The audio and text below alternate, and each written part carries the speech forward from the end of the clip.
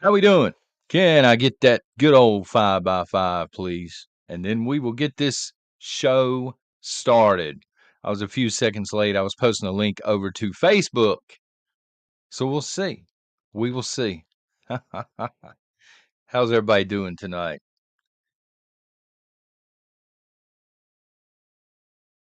Chatty, chatty. Broken, but FAFO. I think I'm going. I think I'm going. Yes, you were on time, Stephanie Lake. I guess I'm on time. Thank y'all for the 5x5s, Valerie Ann. So, welcome, preppers. Welcome to Prepper Nation. I, of course, am John. Guttermouth Granny, Mike Liness, Axeman. How are y'all doing? All of y'all usual suspects. If you're brand new, welcome. So, disclosure out of the gates, okay? Tonight's topic may rub some folks the wrong way. This is actually geared, I think, more toward creators here on YouTube, myself included. Uh, but for preppers who do not have a channel, there's also a message to be had here. So, full disclosure, I'm not taking shots at other creators, okay? I'm including myself in the group of creators that I'm going to be talking about tonight because I've been guilty of these things as well. What's going on, Cobra? Mike McDonald, how are you doing, brother? James Mills, C-Cat, what's up? Dynamite, moderators, I saw Bama Jen in here. I saw Matt in here. I'm not sure where Kelly's at. Yes, I am John. And Dynamite, I'm wearing pants check. I got shorts on. It looks like it's about to storm here, but it's supposed to be really, really, really hot all week. So I don't know how to dress, man, to be honest with you. But yeah, important topic tonight. And the topic is the prepping community on YouTube? I'm not talking about the Beaverine specifically, just in case. How are you doing? And good evening. I'm not talking about the Beaverines. I'm talking about, in general. Is the YouTube community, the prepping community here on YouTube, is it slowly dying off? What's up, Steven Story? How are you doing? And Tanis Rex.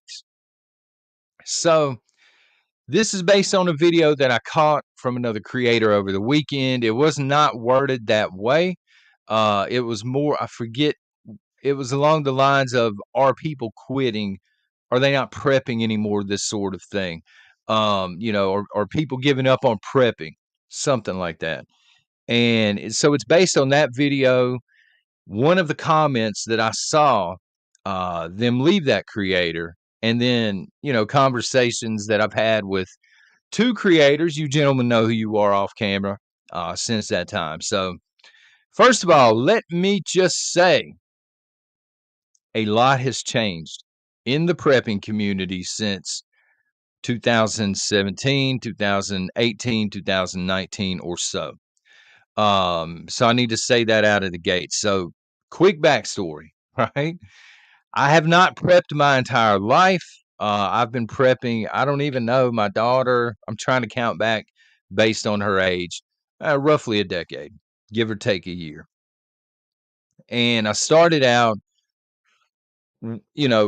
kind of asking questions to my friend Marcus, who had been prepping and had been trying to get me into prepping. I got caught with my pants down, to be honest with you.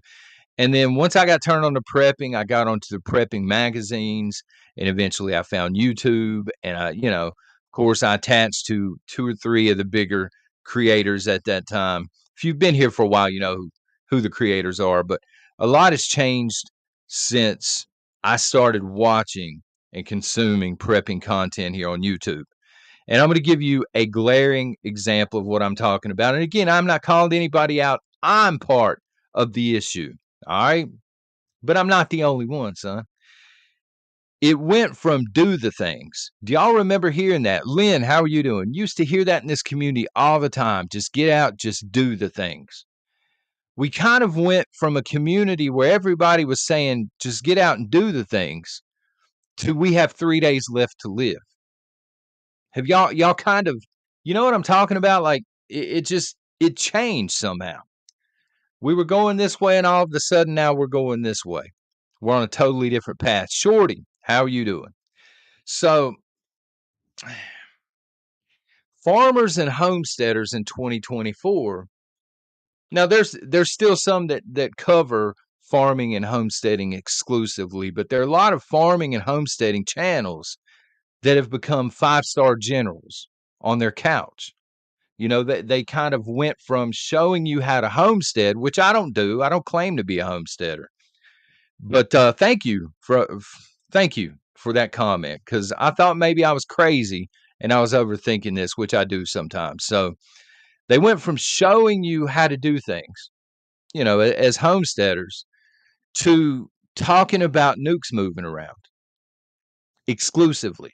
You know, they still have the homestead in the name, but they don't do a lot of homesteading. You know, they'll start out with a montage of farm animals and stuff, and then they get into world politics, which again is totally okay because I do it. I'm not the pot calling the kettle black here, son, but it has changed. Preppers became information preppers, and I'm probably more guilty of this than the first because again, I don't homestead, right? Became information preppers, became Alex Jones. Clicks. MacGyver gets it, and we're getting there, MacGyver. But yeah, you absolutely get it.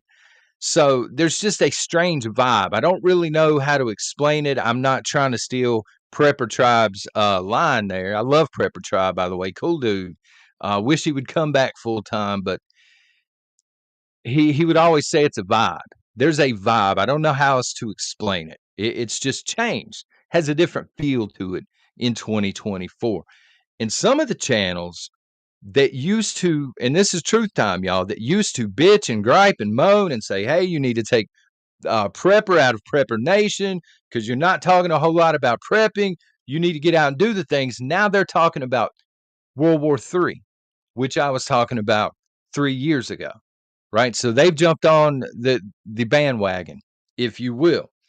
And as I was talking with one of the creators over the weekend, and he summed it up perfect.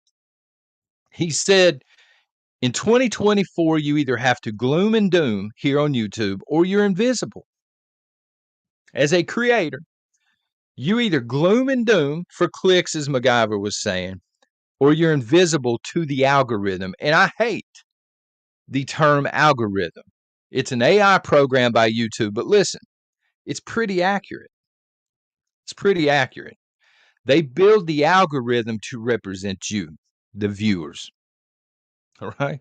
We went over this a couple of weeks ago. If you don't shoot a thumbs up or down, you don't comment, you just come in and you're peeping through the shades like a crackhead, nobody really knows you're here, and the algorithm thinks you're not interested in whatever it is. It is.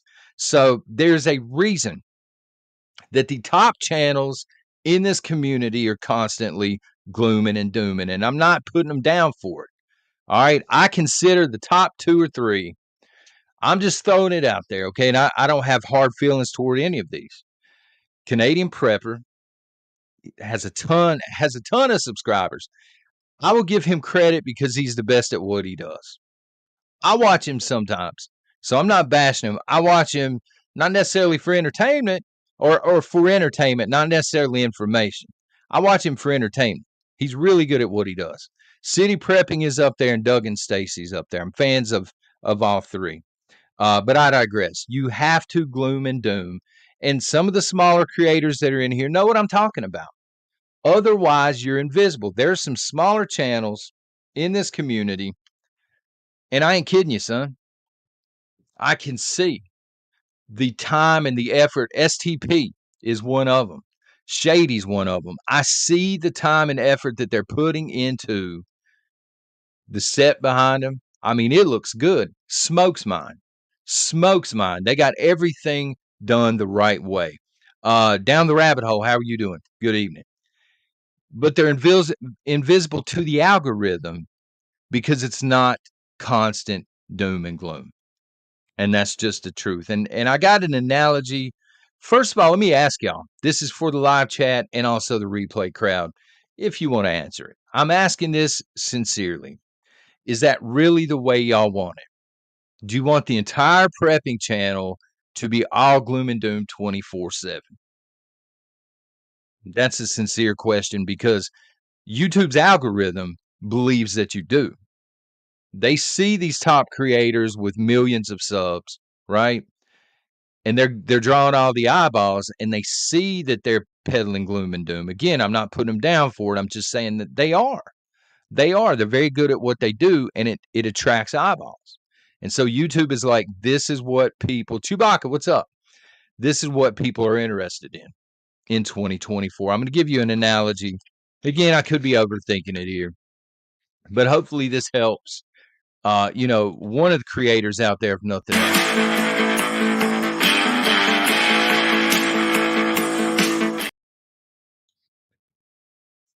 super chat. Papa Prepper, thank you very much for that. Stay true to your channels. I enjoy the content. Very much appreciate that. And Magic Prepper, Matt, I'm glad you're here. Everyone says no, but the analytics say otherwise. 1,000% agree. And I was just telling him, I don't know if you're just joining or what, brother, but I was just telling him, I'm not putting people down for it. The good creators, the people that understand how the algorithm works, they have to do it. They have to do it in order to keep pace because the viewers dictate what the algorithm shows people.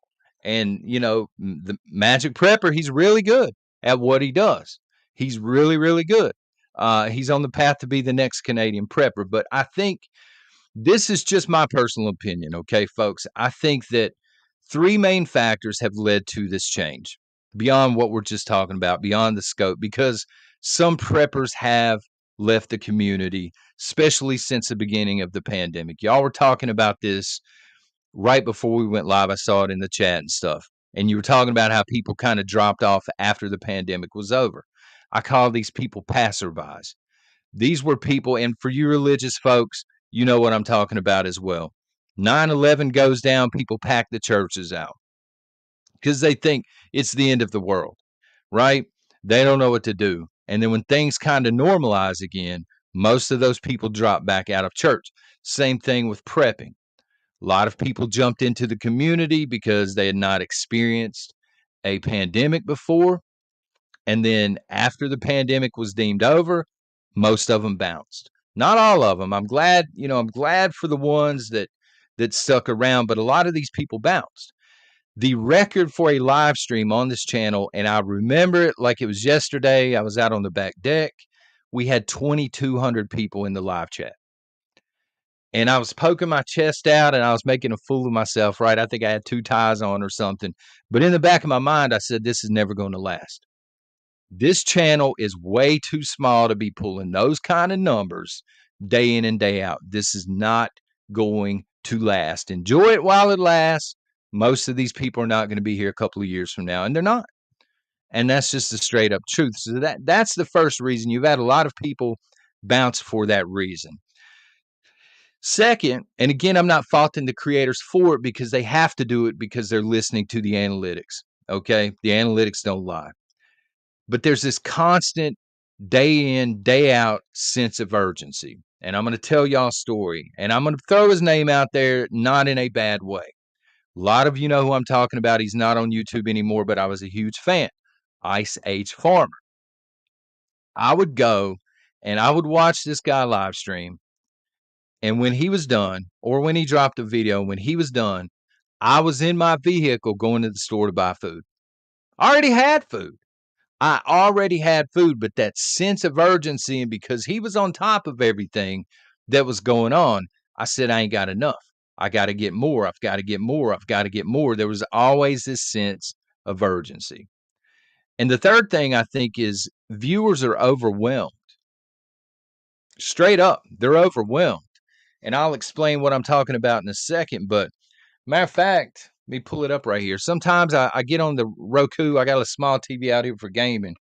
But sometimes when I sit down to watch TV, 30 minutes in, I'm still surfing because I ain't found anything to watch. There's just too much content. You know what I mean? And I think some people are overwhelmed. It's saturated. But getting back down to it for a second. And again, kudos to the top channels because they do what they do and they're fantastic at it. But the issue is the rest of us creators, we see that and we're like, well, how can I put this? Every channel eventually is going to experience a plateau. You know what I'm talking about? Plateau where you're doing this and eventually you level off. And as a creator, you don't want to level off. I'm just shooting straight with y'all. You don't want to level off. So you're like, what can I do to be more successful on YouTube? How can I grow it even more? So immediately you're going to look at the top channels, right? How to grow YouTube and all this stuff. Those channels even tell you to look at the top content. So you look at the top channels here on YouTube and you're trying to do the things that they're doing because you see that they're successful. But the issue is, getting back to the oversaturation, they're the Coca-Colas or Nuka-Colas, if you will, for you Fallout fans. Since I'm looking right at the poster, they're Coca-Cola, right? They're the top dogs. So everybody's trying to be Coca-Cola. Everybody's coming up with their own recipe, store brand Coca-Colas, and all this other jazz. And the issue is, not all viewers are interested in Coca-Cola. Sometimes you want a blue cream soda. Sometimes you want an orange Fanta. You know what I'm saying? Hold on, we got a super chat.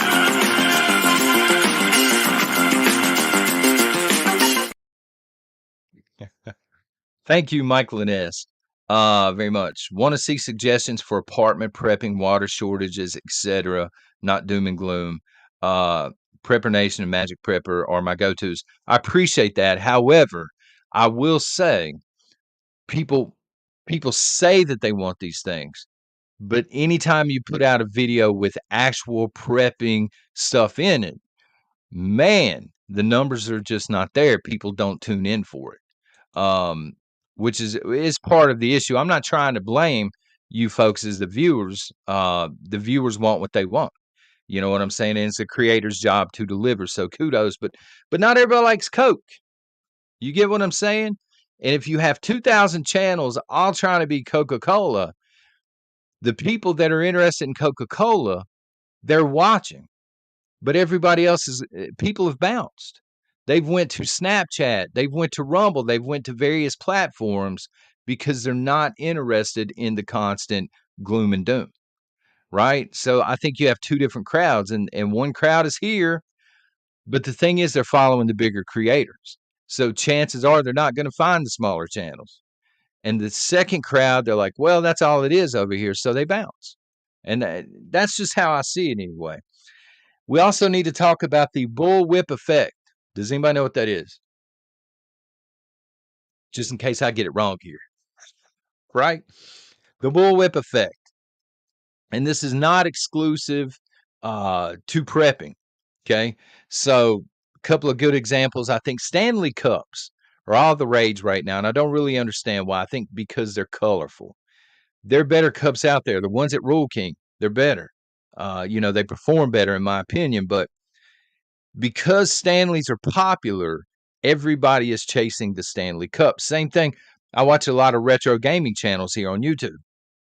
2 or 3 of the big creators will say this is a hidden gem game, and then all of the sudden, that game is doubled in value.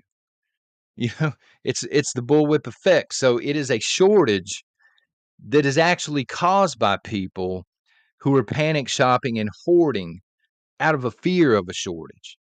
You know what I mean? So it's like a manufactured shortage. Another good example would be a run on the banks. If you have 2 or 3 really big prepping channels and they're like, draw the money out now, the banks are closing in 3 days. And that's not actually happening. But so many people see that message and you have this massive run on the banks. All of a sudden, now there is an issue with all of the banks, which I don't trust banks anyways. I'm just saying this is what led to, my opinion, the toilet paper shortage during the pandemic. Why? Why was there a toilet paper shortage? We got trees everywhere, son. We're covered up with trees. Why was there a toilet paper shortage? Because one person thought that the toilet paper was going to run out. They began to hoard it. Somebody in the line beside them saw it. They began to hoard. They get on social media. Man, there's a toilet paper shortage, and all of a sudden you got people scalping rolls of toilet paper for $30 on eBay. It's the craziest thing I've ever seen, and I live in Joe's America. I live in Biden's America, and that's still the craziest thing that I've ever seen. So, one of the replies from this video that I saw, over the weekend, and this pitiful lady, man, God love her. She's like, and I'm paraphrasing here, but I've seen this comment in various other places, words mixed around or whatever. But her son thinks that she is a hoarder and that she's just being paranoid because she's prepping. And I don't know what this lady's prepping. I don't know what her game plan is.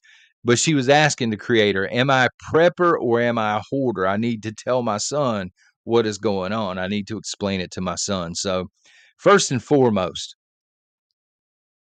prepping and hoarding are two totally different things. Hoarding is actually, I think, a mental condition, or so they say. Prepping, on the other hand, is purposeful. So ask yourself 3 questions. I want you to do this anytime you buy anything that is prepping related, and I probably need, look, full transparency, I probably need to go through my preps and do this myself because there's a lot of stuff over there. As I was looking for the gun wrap today, I was moving stuff around and I'm like, how long has this been here? I didn't even know I had this. What? Okay, so 3 questions to ask yourself. Stands alone. Thank you for admitting that because I have seen that comment several times. And it could be that you are prepping with purpose and your son just does not understand. But let's be honest, in some cases, people are hoarding. People are doing it, I think, the wrong way.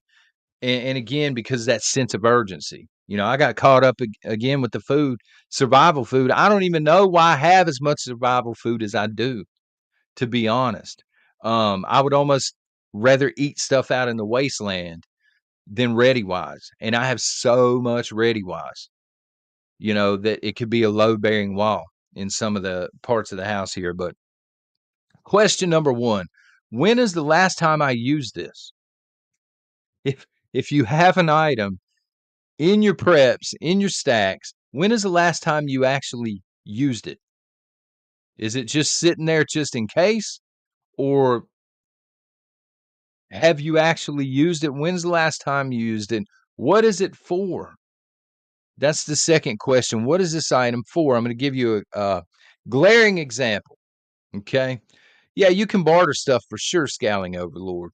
If you've got a mansion and you've got rooms to fill up and stuff like this, but a lot of people are limited on space. So I've seen this comment here in this community. One person at one point said they had 30 cans of Crisco. I said, okay. Do they own a bakery? What's going on here? Oh, you can use them as a candle in an emergency situation. So I stacked up 30 cans of Crisco. And my first thought was, why didn't you just buy candles? I don't understand this. Candles are cheaper. You know, you can buy really big ones. I don't get it.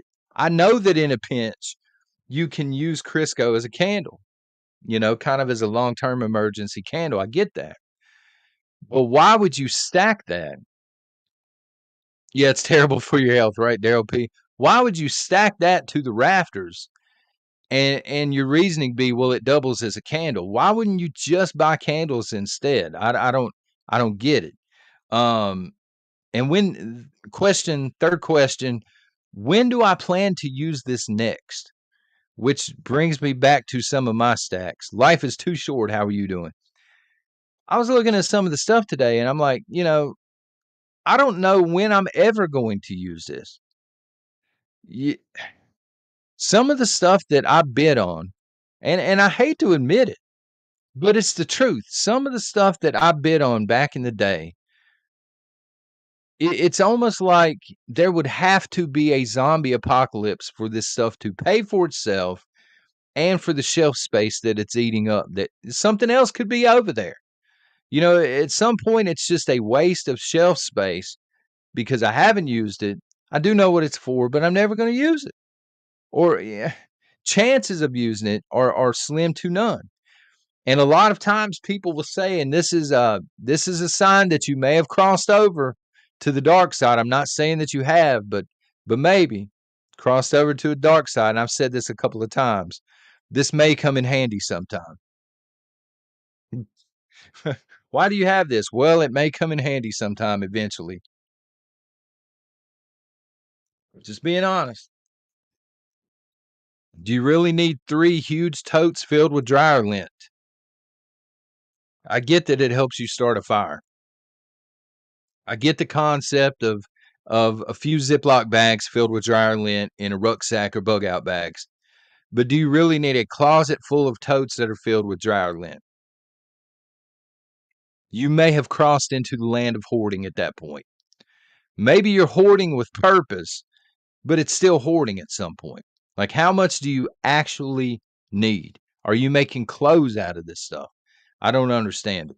Are we really reusing aluminum foil? I know a person here locally, and they have, yeah, everybody has a junk drawer in the kitchen, and I think they got one of those too, but they have a drawer specifically for used aluminum foil. Because again, this may come in handy sometime. And I get prices have went up in Joe's America. I can't deny this. I talk about this all of the time, right? But have we really reached the apex in Joe's America where you have to, I guess, ball up or flatten out? I don't really know how it goes down. Used aluminum foil to put in a drawer to use next time. So I think there is some hoarding in the community. Um, but that's not for me to say you're a hoarder, you're a hoarder. I don't know. I could go over here and I'll be like, John, son, you're a hoarder. What is going on? What were you thinking? But how much is enough, especially with food? How much is enough? I was talking to, you know who you are, buddy. You in chat. I was talking to a man last week and he was going to an estate sale. And there was a bunch of, I think it was survival food. I forget the brand. Forgive me, but I'm thinking to myself, is this going to be me one day? I got all this survival food. Like, what's actually going to happen to this stuff if the food doesn't run out? It's it's just going to be passed off to somebody else in an estate sale. Rick Reese, how are you doing? So there needs to be an end goal. That's how you avoid hoarding, I think. There needs to be an end goal. How much food is enough for a family of 4?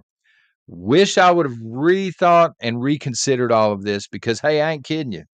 I already had a year's worth of survival food and pantry. Okay. Then the pandemic hit. Then I'm stacking more survival food because part of it was paranoia on my part. Part of it, hey, Christian Ice Age farmer, watching his stuff. I'm like, oh my God, the food is about to go out for real. I'm at Rural King. I see it on half price sale. I'm buying a third of a pallet of this stuff. And it's still there. I mean, I guess that's good, but there needs to be a specific number, a magic number, if you will. And what exactly is the plan? You have to have a plan. Prepping is not just buying stuff, throwing it into a corner, and saying this may come in handy sometime.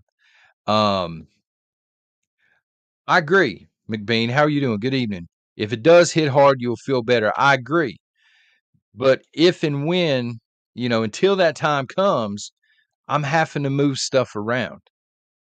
And I feel like a hoarder in some circumstances, especially with the survival food. It's crazy. So I think this set limits. Exactly. Who said that? SM set limits, 1,000%. So I think this comes down to two things. We were talking about the two crowds earlier. Okay. And you don't have to tell me which crowd you're in. I'm not fishing for information, but emergency prepping versus doomsday prepping. I think these are the two different crowds, okay?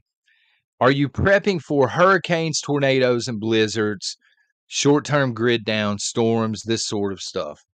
Or are you prepping for nukes, zombies, EMPs? Some people will say, I'm prepping for nukes. My friend Marcus says this. Well, his is zombies, but same thing in principle. somewhere in West Texas. How are you? Good evening. So if I'm prepping for nukes, I've got everything else covered. If I'm prepping for zombies, I'm covered on everything else. And that concept makes sense. It really does. But ask yourself this question on top of that, okay? Which mindset costs more money? Does it cost more to prepare for the storms that you're going to get 3, 4, 5 times a year or more? Maybe you live in a tornado area, or a hurricane area or something like that. Does it cost more to prepare for a hurricane, or does it cost more to prepare for nukes and zombies? You can save yourself a lot of money, I think, by preparing for the stuff that is guaranteed to happen eventually, right? Because you've been through it time and again. And ask yourself this question as well. Which mindset will burn you out as a prepper? If you're just prepping, 2 weeks worth of food and water and emergency lighting and candles because, hey, we get hurricanes sometimes or tropical storms, is that going to burn you out the same way that prepping for nukes is going to burn you out, or EMPs? You hear preppers say this, and I've been there myself. Man, I'm burnt out. I don't want to do anything for a while. I got to step away from it, right? How many people are preparing for your short term emergencies that say, you know what, I can't do this. I gotta take a step back. I need a few days to mentally unpack. You don't hear much of that. It's always the people that are thinking the worst of the worst of the worst. And I guess that's a good thing to a degree as a prepper. You always want to anticipate the worst. Okay. But again, it's more expensive and it will burn you out. Um, Jim Shady, how are you doing? Rather spend money now than see my family starve later. I understand that. As long as you have the money and you have the room at home and it's not going to burn you out at long term, that's great, you know. But I also see a lot of people talking about being burnt out from it, being burnt out from the constant gloom and doom every single day. And some people are, I think, prepping not because they enjoy it anymore, but because they think they're going to die very soon if they don't, because of the constant messaging that they're receiving. Um, and I think a lot of preppers have initially joined this community, again, not to be Marines per se, but prepping in general on YouTube. I think a lot of people have come to YouTube to seek out prepping because they want to learn about emergency prepping. Maybe they're getting ready to experience their first hurricane, or they just went through their first hurricane and they need to know where they screwed up. And when they come to this community, the problem is, and you try this out yourself when the live stream is over. Go to the main YouTube page, type in prepping and hit enter. The top videos that populate, they're all saying it's over. You've got 3 days. They're all talking about nukes moving around. It's just all the worst of the worst gloom and doom. And I think some people are attracted to that for sure. The algorithm doesn't lie, the analytics don't lie. But at the same time, a lot of people are not interested in that. And they, when they seek us out on YouTube, they see the same stereotypes that you would see on a ridiculous show like Doomsday Preppers. I watch it for entertainment. I'm not saying it's a bad show, but I understand that not every prepper does it that way. And they're showing the most extreme cases of prepping on that show. And it gives off kind of a stereotype of preppers, the tinfoil, the constant paranoia, and all of this. Zombie pumps, thank you very, very much. Get a still, better safe than sober. There you go. Thank you very much for that. Get a still. That's barterable, by the way. So, that's just my take on it. No, YouTube is not dying. I talked to one of the two creators and he was like, man, I think YouTube's a dying platform. The eyeballs just aren't on YouTube anymore. They've jumped elsewhere. I don't think YouTube is dying out anytime soon.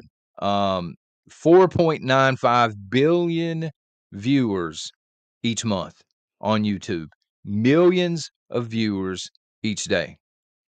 I don't think YouTube is the problem, and I don't think prepping, the art of prepping, I don't think that's the issue, right? In my humble opinion on this fine, what is it, Monday, this fine Monday evening. I don't I don't think either one of these two things are the problem. I think again, the big channels, they took a look at the analytics. They saw that there was a lot of foot traffic and eyeballs going this way. And they hitched their wagons to the fear junkie crowd. And I think that's a fair statement. And again, I try not to do it very often, but from time to time, I have to do it too. You have to, otherwise, as I said earlier, you're invisible. The algorithm cannot find you at a certain point. So I have to do it sometimes. There is a fear junkie crowd, and they are obsessed, maybe not with being afraid, but riding that fine line between, and maybe it makes them feel alive. I don't really know. I don't really know what it is. Maybe they just feel alive by being told they're getting ready to die. I don't get it, but the bigger channels, they saw a lot of foot traffic there, they hitched their wagons to that. And the rest of the channels are trying to imitate the heavy hitters. I mean, they just are. You can look at every channel and you can see it. You go back 4 years, 4 years in the past, and then go to that same creator, even this channel. Again, I'm not bad mouthing anybody. 4 years ago versus now. And you can see it.